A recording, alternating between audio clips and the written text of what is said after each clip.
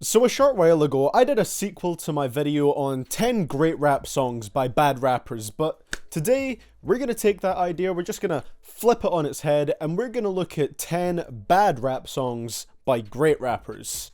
Inventive, I know. Now, I'm not exactly saying that these rappers on this list are like universally loved, it's just pretty much 10 rap songs I don't like from 10 rappers that I really do like. Now, if you didn't watch the last video, I've started doing song recommendations on my Instagram, so you can come and follow me there if you want to discover some new music.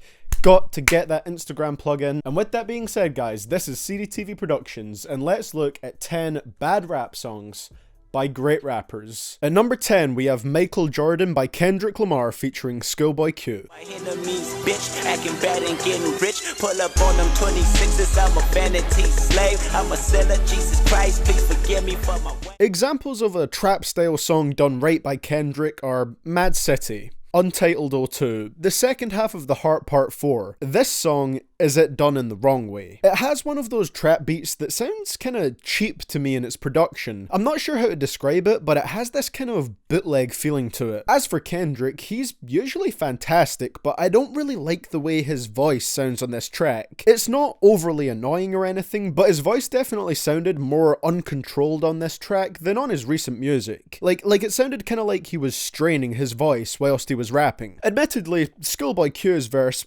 sounds pretty nice, but it's not enough to save this track. Also, why does what is supposed to be a fun, careless trap style track have to be nearly 6 minutes long? This has to be one of the most lackluster Kendrick songs. And at number 9, we have Poopty Scoopty Whoop Whoopty Doopty Scoop.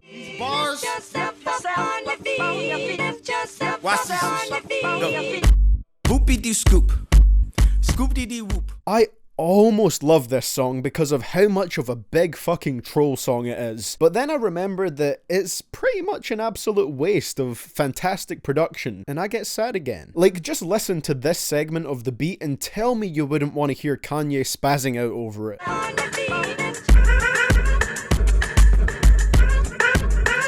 Instead, we got him making up his own language for 20 seconds of a 2 minute and 20 seconds long track. That's honestly all I can say, because that is what makes it such an annoying song to me. I understand that the fact the beat is so nice technically makes it even better as a trolling song, but I really want to hear a serious Kanye song with that production, and the fact I can't hurts me deep inside. And at number 8, we have My Dad Joyner Lucas with Way to Go featuring Snow Allegra.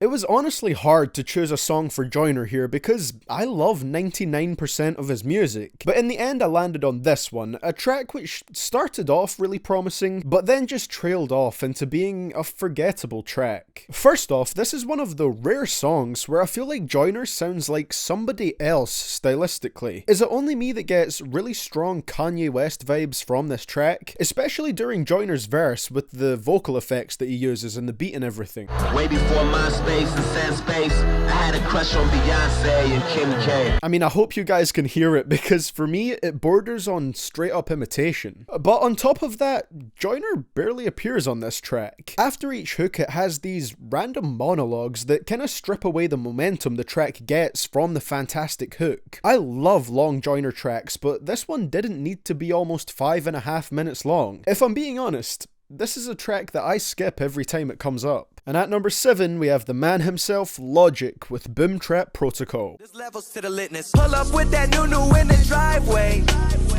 So fresh, I double park that bitch sideways. When it comes to life, I spoke about this song quite a lot in my track-by-track review of Bobby Tarantino 2. I really like the idea of boom trap, which is essentially mixing the boom bap and trap sounds together, but Logic executes it pretty poorly on this song. One of the main gripes I have here is the obviously filler lyrics just laced throughout Logic's verses. Read the first 8 bars of this song and tell me if Logic is actually saying anything worth listening to. You wouldn't didn't expect it, as the track has a bit of an old school sound to it, and typically when Logic goes off over old school production, he really brings some nice bars, but this is one of the least lyrical tracks on Bobby Tarantino 2. Then Logic comes in with the auto-tune during the pre-chorus and second verse of the song, and it just does not mix with the beat well at all. It sounds very strange. The only thing that I really enjoy in this song is the hook, honestly. Everything else falls very flat for me. And at our number 6 spot, we have Chance the Rapper with Nana featuring Action Bronson. Acid, get it,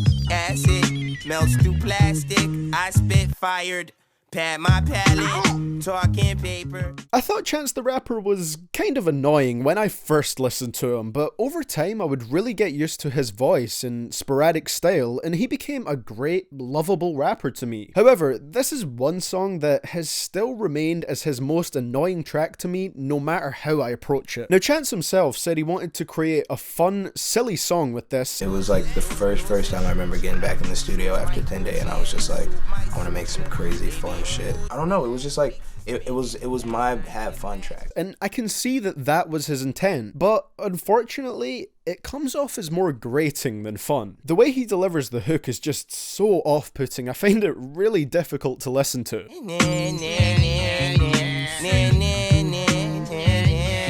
Now, the first verse isn't really that bad, but the second one sounds so disconnected and carefree that it just comes across as nothing special. So by the time you get to the third verse, you're praying Action Bronson can save it. But his verse is, in my opinion, just alright. It's easily one of my least favourite songs by Chance the Rapper. And at number 5, we have Jamie Cole with Folding Clothes. I wanna fold clothes for you.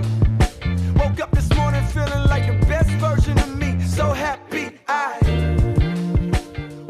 You'd think that title might be a metaphor for something, but this is literally a song about Jumpman Cole folding clothes for his pregnant wife. Sure, the song's message is more about connecting with your significant other and helping them out in small ways, but he couldn't have chose a more bland aspect of helping his wife out to focus on. The first 2 verses essentially talk about him having what seems like a relatively mundane day, and that's certainly not what I want to do when I wake up and feel like the best version of myself. Not to mention, the focal point of the beat is this really dry sounding bass line, and that also kind of drains a lot of the excitement here for me. There's a couple nice aspects to the song, such as the bridge, which sounds quite nice, but overall it makes for an incredibly uneventful song. Only time will tell if Jamiroquai Cole is going to drop the highly anticipated follow-up, fucking Scrubbing Toilets. And at number 4 we have Skeet Mask the God with Throwaway featuring Ronnie J. Throw it, might throw your mom. I fuck on your mama, then I throw her away. I feel like a speech bitch, I got something to say. This song is incredibly short, less than 2 minutes long in fact, but that doesn't stop it from being one of the worst tracks on the Book of Eli to me. First of all, the beat just isn't well suited to Ski's personality. Ski sounds great over lively, wild beats, but this song has this really drab, moody production that doesn't contrast well with Ski's unique vocal inflections. It makes the whole track sound extremely awkward. Then there's also the fact that most of the single verse on this track is handled by Ronnie J, who is primarily a producer, trying his best to pull off some Playboi Carti style flows. Then Ski drops in at the very end of the verse to drop 4 random bars, and we go back to the chorus, and then that's the track done. It's basically a Ski Mask song without all the entertainment. This one, indeed, sounds like a throwaway. And at our 3rd spot, we have Eminem and Eminem with Big Weenie. When you say these mean things, cause it's so easy to see, you're really just a big weenie. Big weenie.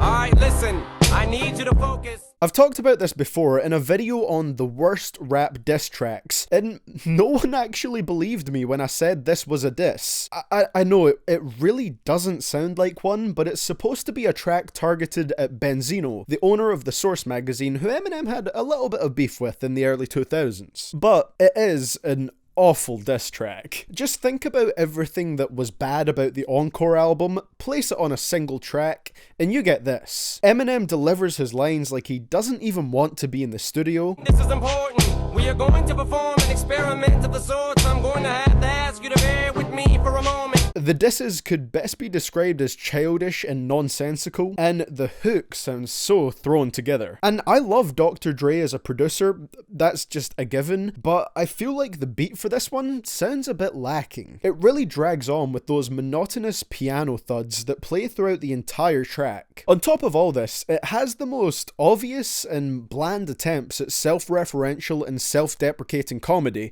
something Eminem is usually quite good at. This is one of the hardest songs to listen to on Encore. And at our second spot on this list, we have Tyler, the Creator with Cherry Bomb.